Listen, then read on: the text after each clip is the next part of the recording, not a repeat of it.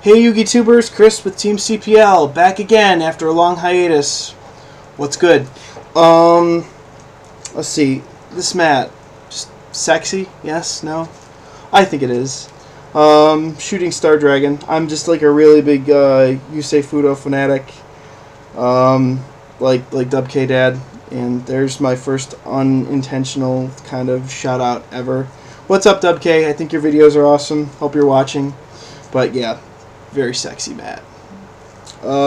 Anyway, speaking of Yusei Fudo, you know that I was running last format. I did Junk Doppel for Yusei Fudo like deck, and I did okay with it. But I found a deck that I'm doing much better with this format. You're gonna see from the video title. You're gonna know what it is. XYZ Offering Gadgets, guys, and kind of neat thing about this, I was playing it in locals and I did really well. I've been having some personal issues kind of cropped up. I wasn't playing my best, but I did really well. I played against like one of the best people there. He's playing X Sabers, but he still rocks the deck, and I was matching him like really well. And then I played against another good friend of mine was playing Formula or Frog Monarchs, and he's like I said, one of the best players. And, you know, he was doing really well with that, and I think that deck is also going to be really good in this format. But that he also had a hard time. And then I was, like, going to top 4, and I was never able to consistently, like, almost, like, go into top 4 with Junk Doppel. But, like, this was, like, I was doing really, really good, and the only reason I didn't win is because of a really well-timed Mind Crush. And also, I forgot to swing with a Tengu when I really should have. But anyway, that aside, yeah, this deck doing really well in the OCG, and it's really hard to play around. People think they're going to side in those Cyber Dragons, they're going to side in Thunder King Ryo, and they're just going to shut you down, and they will not. And I'm going to show you why. Because we only run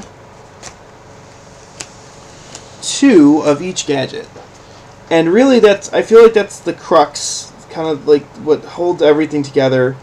I don't know if I'm using that word right or not, but yeah, it holds everything together. It really kind of pieces it together as far as like the surprise factor. You know, people see gadgets and they have a certain expectation, and they think, again, that they can side in and win against you. But there were times that I wasn't even dropping a gadget, and I was still winning rounds. So, I mean, that's why, like, I see people running 3, I'm like, just, nah, don't do that. But yeah, they are crucial, and they are a win condition, but you can definitely, like, there are other win conditions, I feel, in this deck that people don't know about. And one of them being, come at me, bro, 3 Reborn Tangu. I was really hesitant about running this in a gadget deck, but so far I have no complaints. I was, like, really hesitant to run Tangu, period. I thought it was a really overrated card until I started playing it and getting used to it, and just the derpy stuff you can do with this in just about any deck. I would not part with my Tengus, like, ever. They're amazing. Here we're going to get into kind of like what I call tech. This is stuff that I run that I don't see. I see some people run. I don't see everybody run it, but I feel like maybe should be staple. 2 Karakuri Watchdog Cezanne. In my opinion, one of the best level 4 tuners in the entire game right now. Really splashable. And I run kind of a Karakuri thing in my extra deck too, so just like really good tuner with Tengu, especially. You special summon a big level 8, and then it's just like, oh, Tengu too, yay. Anyway, Gen X Ally Birdman. This card also is just kind of like a surprise card. People aren't expecting it. But it opens up level 7s and also combos really well in Tengu. You usually don't see that outside of like Winged Beast or Wind Attribute decks. But again, it just like opens that up, that kind of combo that this can do with Tengu. You bounce Tengu with this to special summon this card, and then you go get another Tengu anyway. And it's derpy. And I only run one of those, but it's really all you need. Anyway, moving on from Gen X Ally Birdman, we're on to Caius the Shadow Monarch. And this card is also, there's a derpy combo that you can do. Is a lot of you are going to know Ultimate Offering. You can use that on your main phase or on your opponent's battle phase, is the official ruling. And so when they're about to swing into you with something just like, you know, their big ass monster, and they think they're just gonna, like, I don't know, say run through a Tengu, because Tengu is like, this guy really shines when you do this combo with a Tengu.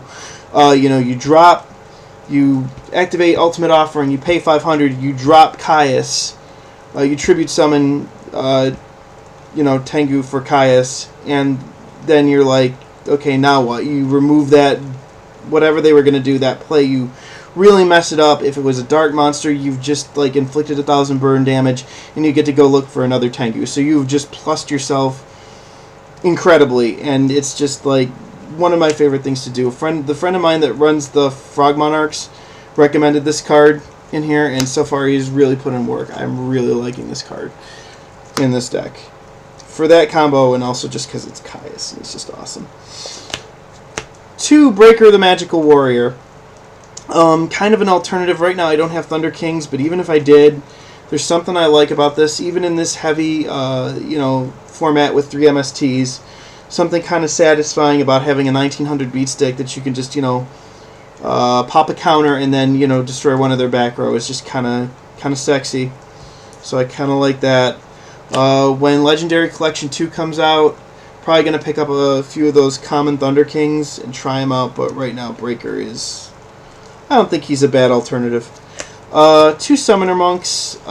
When this guy was at 1 last format, I was playing around with this deck before we really knew the ban list and what was going to be opened up and kind of closed up. But this guy got put to 2, I think, to probably help the XYZ engine. And one of the nice things about him is you got an early game Avarice or kind of a mid to late game Potted Duality, and they're kind of dead in your hand, and, you know, you can still turn them into pluses.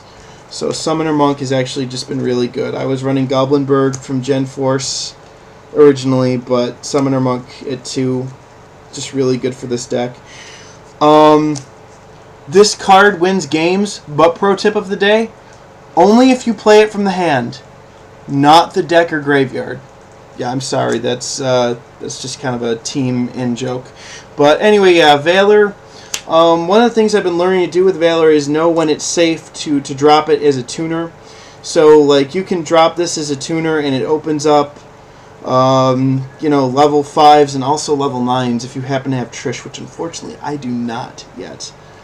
Shame on me. But still good. It was good last format, still really amazing this format. We're on to the spells with 3 Super Potted Dualities. Gives that consistency. Turns the deck into a 37 card deck instead of a 40. So again, just, you know, now that it's a super, it's not hard to come by. It's a tin super, so really, really good card in this deck. Pot of Avarice. Again, you know, we run Tengu in this deck, so Pot of Avarice can actually just be really useful for recycling our Tengus. And since it's at 1, you know, it's an easy splash, I feel, anyway, so gives us draw power. 2 Smashing Grounds. 3 was okay, but 2 seems to be alright as well. Just kind of opens up some OTK action. You know, when you're ready to go off with Ultimate Offering, if you can, you know, stall to that point, get to that point. Wow, seeing these 2 cards together, I don't know. Wow. I don't need to say anything about either of these cards. You know what they do, and you know that it's just crazy.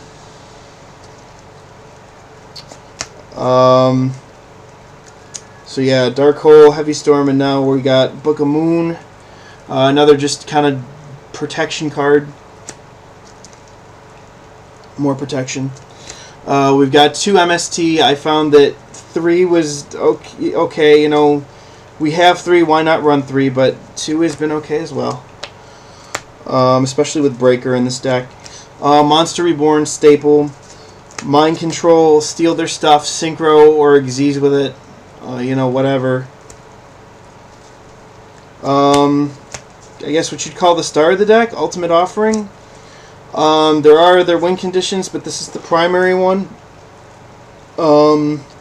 So yeah, 3 Ultimate Offerings. Now I got 2 bottomless. I'm really hoping that we get that reprint of Solemn Warning in the tins in November. Like everyone's saying that that's going to be the popular trap card that Konami said is going to be reprinted. But bottomless is okay for right now. Since we still don't officially have that priority ruling about ignition effects. Not as good as it could be, but still okay. Trap Dust Shoot, I need the other part of this with the Crush Shoot. A Mind Crush and Trap Dust Shoot, really good combo, but Trap Dust Shoot puts in a lot of work as well. Really good card, and of course Solemn Judgment staple. So next I'm going to go into the extra deck here. Ally of Justice Catastor, that 1 level 5. I don't have a Hyper Librarian, but I'm not sad about that as much now because we're seeing a lot more lights. Lights are seeing play with like Agents, Fairies, you know, Lightsworn. Well, there are 3 Judgment Dragon anyway. I haven't really seen a lot of Lightsworn, but I've seen a lot of light decks. At least in my locals and like where I usually play. So this guy he's good again. I said last format I wasn't sure about him. Now I'm good with him again. We've made peace. Black Rose Dragon staple. Gen X Ally Triforce because he becomes like a Frozen Fitzgerald if you sync with Gen X Ally Birdman and a gadget. Otherwise he's just a 2500 beat stick. I really need to find a Scrap Archfiend. Kind of sad I haven't been able to get a Scrap Archfiend yet, but for now. Okay, next we got that Karakuri thing I was talking about. We've got 1 Beret and 1 Burrito. And what these, like, their big thing, like, for me is that if I've got, like, I sync with Karakuri Watchdog and I've got another one in the deck, either of these will let me bring that out. So it'll let me special summon that other one, you know, that other Watchdog out. So it just kind of like builds field presence, and also they're just like really good beat sticks. 2600 on Beret and 28 on Burrito. So yeah. 2 Stardust Dragon staple. Red Dragon Archfiend, which seems to work out really well for me. So why not? Thought Ruler Archfiend, because I don't have Scrap Dragon, but even so, this guy puts in a lot of work. And also, like, while I'm building to my Ultimate Offering plays, like, I can, like, just grab free life points, so that's pretty good. Field Marshal, because I don't have Trishula. 3 Utopias. If you don't know what this guy does, he's the one that I usually go into as far as, like, rank 4s are concerned. You can detach an XYZ material and, you know, kind of like stop an attack. I think it's only once per turn, probably. But, yeah, really good card. 2500 beat stick and really nice effect. 2 Zenmeisters. I got my Secret Zenmeister and my, like, first pack pull XYZ monster, which was an Ultra Zenmeister. My friend let me borrow a Steel Swarm Roach for the locals this weekend. I don't know if I'm going to be able to get a hold of one of those or not, but this would probably be a Steel Swarm Roach. But otherwise, these guys are just another chance to, like, if you used up one of your Utopias and you're ready to go off XYZing and go for game, it's just another, he comes out as a 2500 beat stick. So that's what that's all about. Anyway, I see that I'm really kind of like almost out of time, so I'm going to say rate, comment, subscribe, enjoy. Alright everyone, thanks for watching. Peace.